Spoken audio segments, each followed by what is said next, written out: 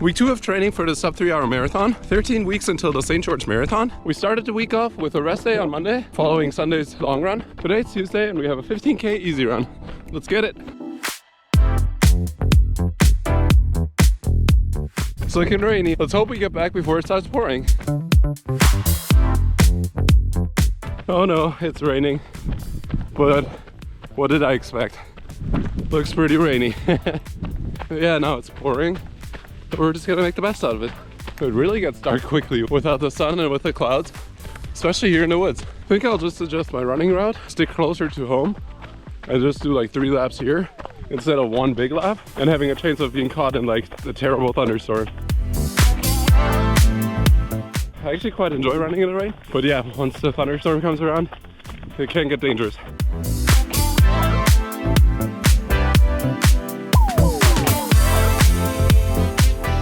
Whoa, looks kind of scary over here. Let's get home. Whoa, it just keeps getting crazier. That's insane. The castle right here and that cloud. Whoa.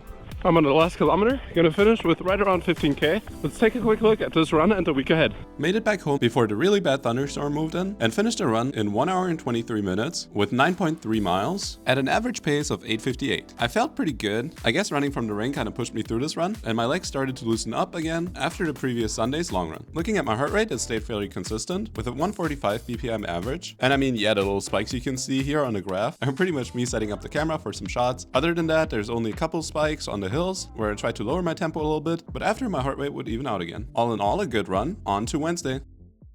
On Wednesday, we had an interval session on the schedule, 7 times 1K at around a 7-minute per mile pace. This time I didn't take my running pack or my camera because I kind of just wanted to hit the pace. I actually managed to do that, which I'm kind of happy about, but it was definitely tough and I definitely had to push it a little bit, but I ended up managing to hit 6 good intervals and then 1 recovery interval at the end. We had around a 5-minute jog in between each interval that allowed me to recover a little bit, and as you can see in the heart rate graph, my heart rate would go up with the intervals and then back down in the recovery, and then you can see a steady increase from interval to interval. Overall, I was probably close to hitting my max heart rate, around 190 to 200, and my average heart rate during this one was just around 170 BPM. It dropped down to 145 during the recovery phases, and then around 175, 180 and over during the intervals. With a good feeling about being able to hit these paces, we move on to Friday. Friday, 10 a.m. Time for our long run, 14.3 miles at around an 8:45 pace. Let's see how it goes. Let's get it.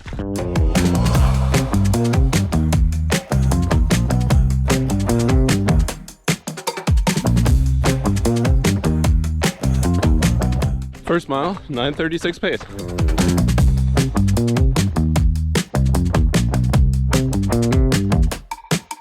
Mile 2, 8:56. Lap 3, 9:15. Around the 5K mark, time to focus on nutrition a little bit. We got these gummies. We're gonna take some of these and then see how we feel down the road. But about every 5K, I wanna focus on refueling and really take the time to refuel and get my body used to the carb intake. Start with these gummies. We also got some other stuff later and see how we feel. All right, let's hit it.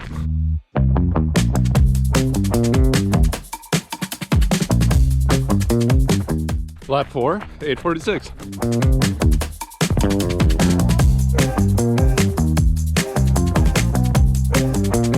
Lap 5, I missed the pace, but I'll put it right here. Lap 6, 8:48. 10K in, time for some more nutrition. Lap 7, 8:59.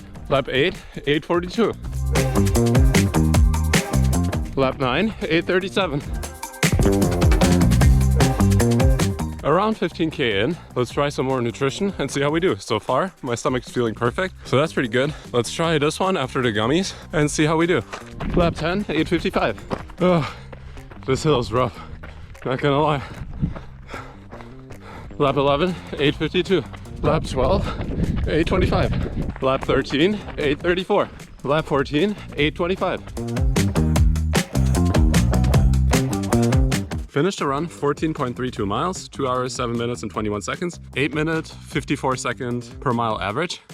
Felt pretty good. Definitely more hilly than I thought, but let's do some analysis.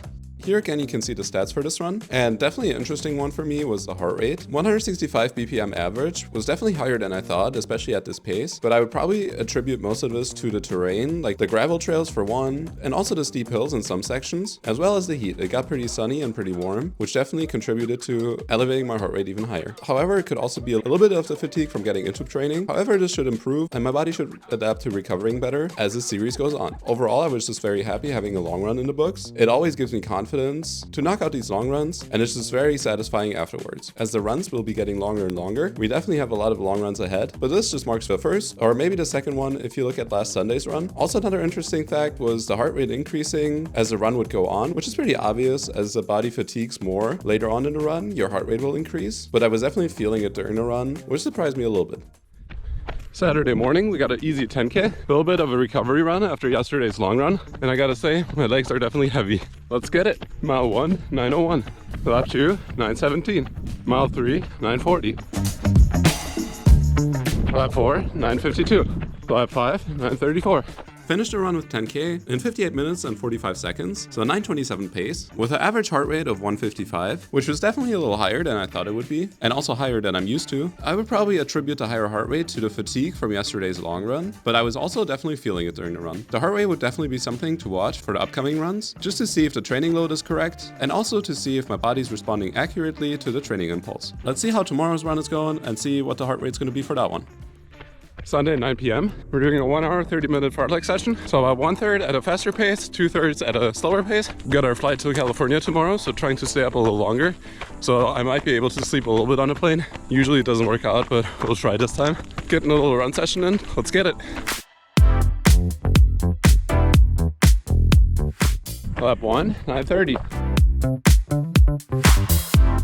Mile 2, 9:17. Feeling alright, I would say. Definitely still heavy legs from 2 days ago, but we're making it, so let's get it. Whoa, just absolutely insane sunset.